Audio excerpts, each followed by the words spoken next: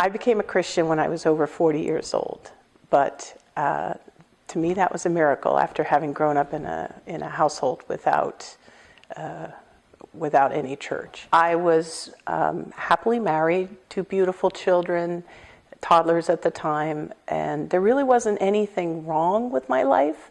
So I wasn't at the bottom as far as anything is concerned. That is a girlfriend from college who for 10 years invited me to her church very politely every year, and I would decline.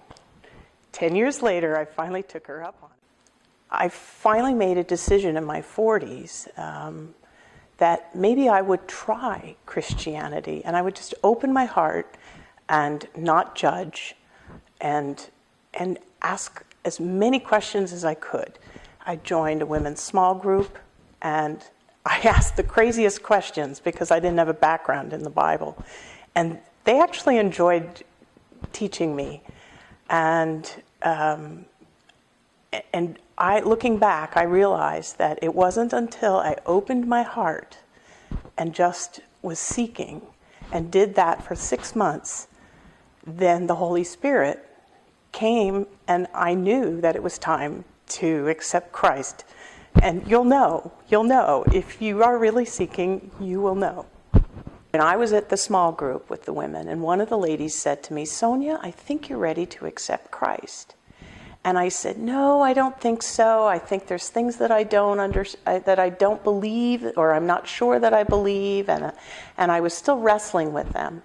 And she said, "But Sonja, you only need faith the size of a mustard seed, and that'll be enough," which is from Matthew.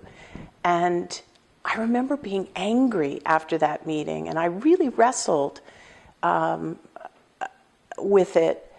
And then that anger turned to understanding that I could wrestle out the details of that as a Christian, that I didn't have to come to Christ knowing everything. I didn't have to know the Bible through and through.